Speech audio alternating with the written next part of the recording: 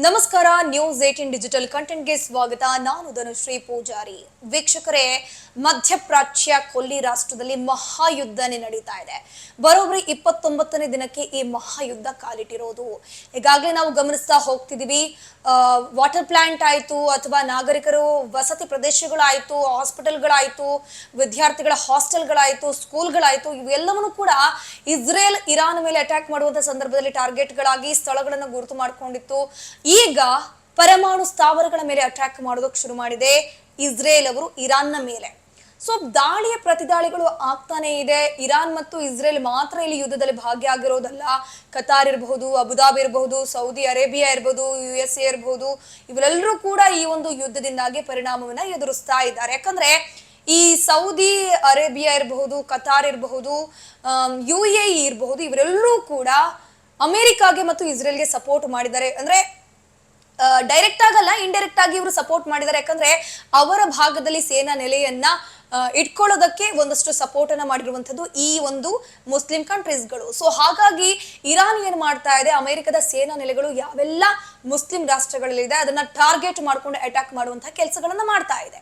So 29ನೇ ದಿನಕ್ಕೆ ಕಾಲಿಟ್ಟಿರುವಂತಹ ಈ ಯುದ್ಧದ ಸಂದರ್ಭದಲ್ಲಿ ಶಾಂತಿ ಮಾತುಕತೆ ಸಭೆಯ ವಿಚಾರ ಕೂಡ ಮುನ್ನೆಲೆಗೆ ಬರ್ತಾ ಇದೆ. ಆದ್ರೂ ಕೂಡ ಶಾಂತಿ ಸಭೆ ಇನ್ನುವರೆಗೂ ಕೂಡ ಸಕ್ಸಸ್ ಆಗಿಲ್ಲ. ಯಾಕಂದ್ರೆ ಪಾಕಿಸ್ತಾನದಲ್ಲಿ ಶಾಂತಿ ಸಭೆ ಆಗತ್ತೆ, ಯುದ್ಧ ನಿಂತೇ ಹೋಯ್ತು, ಇನ್ನು 27ನೇ ದಿನಕ್ಕೆ ನಿಂತು ಹೋಯ್ತು, 26ನೇ ದಿನಕ್ಕೆ ನಿಂತು ಹೋಯ್ತು ಅಂತ ಸುದ್ದಿ ಬಂತೆ ವಿನಃ ಅಲ್ಲಿ ಆಗ್ತಿರುವಂತ ಚಿಕ್ಕ ಪುಟ್ಟ ಅಟ್ಯಾಕ್ಗಳು ಇನ್ನೂ ಕೂಡ ಮುಂದುವರಿತಾ ಇದೆ. ಇಸ್ರೇಲ್ ಕೂಡ ಬಿಡ್ತಾ ಇಲ್ಲ, ಇರಾನ್ ಕೂಡ ಬಿಡ್ತಾ ಇಲ್ಲ. ಬಟ್ ಇಲ್ಲಿ ಬದಲಾಗಿ ಅಮೆರಿಕ ಮಾತ್ರ ಟ್ರಂಪ್ ತಮ್ಮ ಟ್ರೂತ್ ಸೋಷಿಯಲ್ ಮೀಡಿಯಾ ಖಾತೆಯಲ್ಲಿ ಒಂದಷ್ಟು ಪೋಸ್ಟ್ ಗಳನ್ನ ಹಾಕುವಂತದ್ದು ಪೋಸ್ಟ್ಗೆ ಸೀಮಿತ ಆಗಿ ಹೋಗ್ಬಿಟ್ಟಿದೆ. ಏನಪ್ಪಾ ಅಂತಂದ್ರೆ, ನಾವು ಯುದ್ಧವನ್ನ ನಿಲ್ಲಿಸ್ತೀವಿ, ಆದ್ರೆ ನಮ್ದೊಂದಷ್ಟು ಷರತ್ತುಗಳಿದೆ, ಅದಕ್ಕೆ ಇರಾನ್ ಒಪ್ಬೇಕು ಅಂತ ಟ್ರಂಪ್ ಹೇಳಿದ್ರೆ, ಅದ್ರ ಜೊತೆಗೆ ಟ್ರಂಪ್ ಏನ್ ಹೇಳ್ತಾರಪ್ಪ ಅಂತಂದ್ರೆ, ನಾವೇ ಇಲ್ಲಿ ಫೋರ್ಸ್ಫುಲ್ ಆಗಿ ಸಂಧಾನದ ಮಾತುಕತೆಗೆ ಹೋಗ್ತಾ ಇಲ್ಲ, ಶಾಂತಿ ಸಂಧಾನದ ಮಾತುಕತೆಗೆ ನಾವಾಗ ಹೋಗ್ತಿರೋದಲ್ಲ, ಇರಾನ್ ನಂಬಳಿ ರಿಕ್ವೆಸ್ಟ್ ಮಾಡ್ತಾ ಇದೆ ಅಂತ ಟ್ರಂಪ್ ಸೋಷಿಯಲ್ ಮೀಡಿಯಾದಲ್ಲಿ ಪೋಸ್ಟ್ ಹಾಕುವಂತ ಸಂದರ್ಭದಲ್ಲಿ ಮೆನ್ಷನ್ ಮಾಡ್ತಾ ಇದ್ದಾರೆ. ಬಟ್ ಇರಾನ್ ಹೇಳ್ತಿರುವಂತದ್ದು ಏನಂದ್ರೆ, ನಮ್ಮ ನಾಯಕರನ್ನೇ ನಾವು ಕಳ್ಕೊಂಡಿದ್ದೀವಿ, ಮಕ್ಕಳನ್ನ ನಾವು ಕಳ್ಕೊಂಡ್ಬಿಟ್ಟಿದೀವಿ, ನಮ್ಗಿನ್ ಕಳ್ಕೊಳ್ಳೋಂಥದ್ದು ಏನು ಕೂಡ ಇಲ್ಲ, ಒಂದೋ ಭೂಮಿ,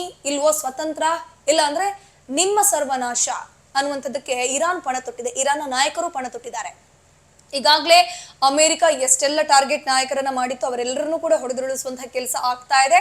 ಮೊಜ್ತಬಾ ಖಮೀನಿ ಮೇಲೂ ಕೂಡ ಹಲ್ಲೆ ಆಗಿದೆ, ಅಟ್ಯಾಕ್ಗಳಾಗಿದೆ. ಆದ್ರೆ ಮೊಜ್ತಬಾ ಖಮೀನಿ ಬದುಕಿದ್ದಾರೆ ಅಂತ ಹೇಳ್ಕೊಂಡು ಇರಾನ್ ಹೇಳ್ತಾ ಇದೆ. ಬಟ್ ಅಮೆರಿಕ ಅಧ್ಯಕ್ಷ ಡೊನಾಲ್ಡ್ ಟ್ರಂಪ್ ಇವತ್ತು ಕೂಡ ಪೋಸ್ಟ್ ಹಾಕಿ ಒಂದಷ್ಟು ಮಯನ್ಮಾರ್ನಲ್ಲಿ ಆಗಿರುವಂತಹ ರ್ಯಾಲಿಯಲ್ಲಿ ಒಂದಷ್ಟು ಸ್ಟೇಟ್ಮೆಂಟ್ ಕೊಡ್ತಾರೆ. ಏನಪ್ಪಾ ಅಂತಂದ್ರೆ, ಮೊಜ್ತಬಾ ಖಮೀನಿ ಬದುಕಿಲ್ಲ ಅಂತ ಅನ್ಸುತ್ತೆ. ಯಾಕಂದ್ರೆ ಬದುಕಿದ್ರೆ ಇನ್ ಕೇಸ್ ಇಷ್ಟೊತ್ನಲ್ಲಿ ಆತ ಮುಂದೆ ಬರ್ಬೇಕಿತ್ತು, ಬಟ್ ಮುಂದೆ ಬರ್ತಾ ಇಲ್ಲ ಅನ್ನುವಂಥ ವಿಚಾರವನ್ನ ಟ್ರಂಪ್ ಇವತ್ತಿನ ಒಂದು ರ್ಯಾಲಿಯಲ್ಲಿ ಮೆನ್ಷನ್ ಮಾಡಿದ್ದಾರೆ.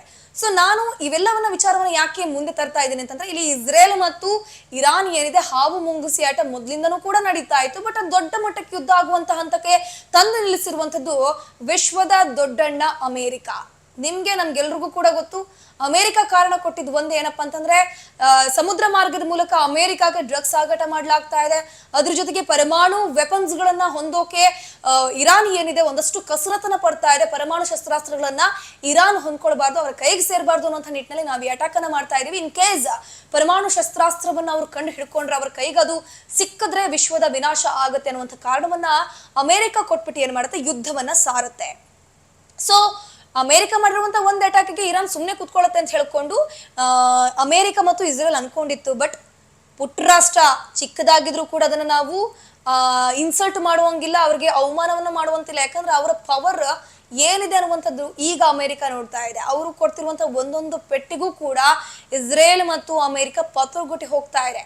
ಬರೀ ಇಸ್ರೇಲಿಗೆ ಮಾತ್ರ ಪೆಟ್ಟು ಕೊಡ್ತಾ ಇಲ್ಲ, ಇಂಡೈರೆಕ್ಟ್ಲಿ ಆ ಒಂದು ಇರಾನ್ಗೆ ಯಾರೆಲ್ಲ ಸಪೋರ್ಟ್ ಮಾಡದೆ ಅಮೆರಿಕ ಮತ್ತು ಇಸ್ರೇಲ್ಗೆ ಸಪೋರ್ಟ್ ಮಾಡಿದ್ರು ನೋಡಿ, ಅಂತಹ ರಾಷ್ಟ್ರಗಳಿಗೂ ಕೂಡ ಮುಟ್ಟಿ ನೋಡುವಂತ ಪೆಟ್ಟನ್ನ ಕೊಡ್ತಾ ಇದೆ. ಕತಾರ್ ಇರಬಹುದು, ಅಬುದಾಬಿ ಇರಬಹುದು, ಸೌದಿ ಅರೇಬಿಯಾ ಇರಬಹುದು, ಇಲ್ಲೆಲ್ಲ ಭಾಗದಲ್ಲೂ ಕೂಡ ಅಮೆರಿಕದ ಸೇನಾ ನೆಲೆಗಳು ಆಸ್ ವೆಲ್ ಆಸ್ ವಿಮಾನ ನಿಲ್ದಾಣಗಳ ಅಕ್ಕಪಕ್ಕದಲ್ಲೂ ಕೂಡ ಅಟ್ಯಾಕ್ ಗಳನ್ನ ಇರಾನ್ ಮಾಡ್ತಾ ಇದೆ. ಸೊ ಓವರ್ ಆಲ್ ಆಗಿ ಈ ಮಹಾಯುದ್ಧಕ್ಕೆ ಕಾರಣ ಆಗಿರುವಂತಹ ಒಬ್ಬ ವ್ಯಕ್ತಿ ಅಂತಂದ್ರೆ ಅದು ಬೆಂಜಮಿನ್ ನೆತನ್ಯಾಹು ಅಲ್ಲ.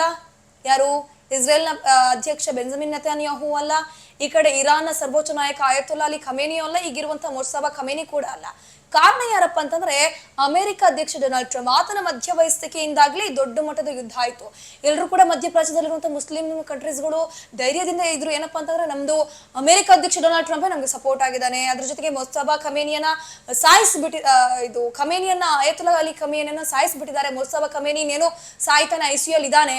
ಸೊ ನಮ್ಗೇನು ಮಾಡಕ್ಕಾಗಲ್ಲ ಇರಾನ್ ಅಂತ ಅನ್ಕೊಂಡಿದ್ರು. ಬಟ್ ಈಗ ಇಸ್ರೇಲ್ಗೆ ಮತ್ತು ಅಲ್ಲಿ ಮಧ್ಯ ಪ್ರಾಚ್ಯದಲ್ಲಿರುವಂತಹ ಮುಸ್ಲಿಂ ರಾಷ್ಟ್ರಗಳಿಗೆ ಪೆಟ್ಟನ್ನ ಕೊಡ್ತಿರುವಂತದ್ದು ನೋಡಿದ್ರೆ ಅಮೆರಿಕನೇ ಬೆಚ್ಚಿ ಬೀಳ್ತಾ ಇದೆ. ಈಗ ಶಾಂತಿ ಸಂಧಾನದ ಮಾತುಕತೆಗೆ ಅಮೆರಿಕ ಮುಂದಾಳತ್ವವನ್ನು ವಹಿಸ್ತಾ ಇದೆ.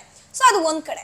ಸೊ ನಾನೀಗ ಅಮೆರಿಕದ ಟ್ರಂಪ್ ಬಗ್ಗೆ ಮಾತನಾಡ್ತಾ ಇದ್ದೀನಿ. ಯಾಕಂತಂದ್ರೆ ಈಗ ಮತ್ತೆ ಅಮೆರಿಕದ ಅಧ್ಯಕ್ಷ ಡೊನಾಲ್ಡ್ ಟ್ರಂಪ್ ಸುದ್ದಿಯಲ್ಲಿದ್ದಾರೆ. ಕಾರಣ ಏನಪ್ಪಾ ಅಂತಂದ್ರೆ ಅಮೆರಿಕದಲ್ಲಿ 250ನೇ ವರ್ಷದ ಪ್ರಸಕ್ತ ವರ್ಷ, ಈ ವರ್ಷ 250ನೇ ವರ್ಷದ ಸ್ವಾತಂತ್ರ್ಯೋತ್ಸವವನ್ನ ಆಚರಣೆ ಮಾಡಲಿದ್ದಾರೆ. ಈ ಒಂದು ಸ್ವಾತಂತ್ರ್ಯೋತ್ಸವದ ಅಂಗವಾಗಿ ಹೊಸ ಡಾಲರ್ ಕರೆನ್ಸಿ ನೋಟ್ ಏನಿದೆ ಅದನ್ನ ಚಾಲ್ತಿಗೆ ತರ್ತಾ ಇದ್ದಾರೆ. ಅಂದ್ರೆ ಹಳೆ ನೋಟೇ ಇರುತ್ತೆ, ಬಟ್ ಅದರಲ್ಲಿ ಸ್ವಲ್ಪ ಬದಲಾವಣೆ.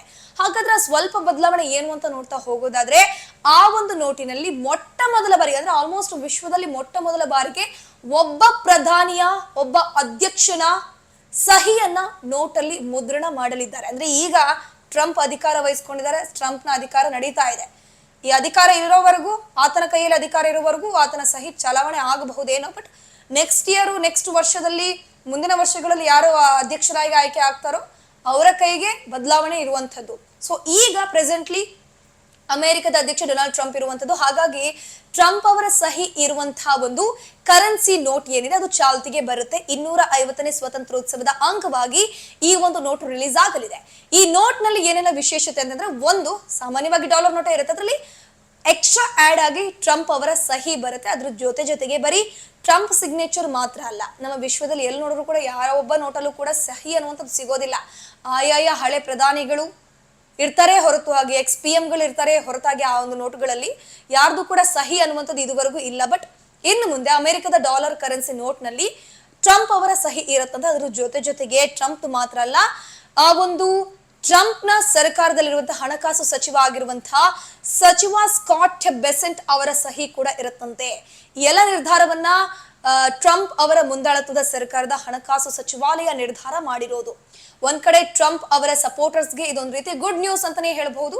ಅದ್ರ ಜೊತೆಗೆ ಟ್ರಂಪ್ ವಿರೋಧಿಗಳಿಗೆ ಇದು ಚರ್ಚೆಗೆ ಕಾರಣ ಆಗ್ತಿದೆ. ಅದ್ರ ಜೊತೆಗೆ ಟೀಕೆ ಟಿಪ್ಪಣಿಗೂ ಕೂಡ ಟ್ರಂಪ್ ಗುರಿಯಾಗುವಂತ ಚಾನ್ಸಸ್ ಇದರಿಂದ ಹೆಚ್ಚಿದೆ. ನಿರ್ಭೀತ, ನಿಷ್ಪಕ್ಷಪಾತ, ವಿಶ್ವಾಸಾರ್ಹ ಸುದ್ದಿಗಳಿಗೆ ಹೆಸರಾಗಿರುವ News18 ಕನ್ನಡ ಈಗ ಆಪ್ನಲ್ಲೂ ಲಭ್ಯವಿದೆ. ದಯವಿಟ್ಟು ಇಲ್ಲಿರುವ QR ಕೋಡ್ನ ಸ್ಕ್ಯಾನ್ ಮಾಡಿಕೊಂಡು ಆಪ್ ಡೌನ್ಲೋಡ್ ಮಾಡೋದಕ್ಕೆ ಮರಿಬೇಡಿ. ನಿಮ್ಮ ಬೆಂಬಲ ಹೀಗೆ ಸದಾ ನಮ್ಮೊಂದಿಗಿರಲಿ. ಧನ್ಯವಾದ.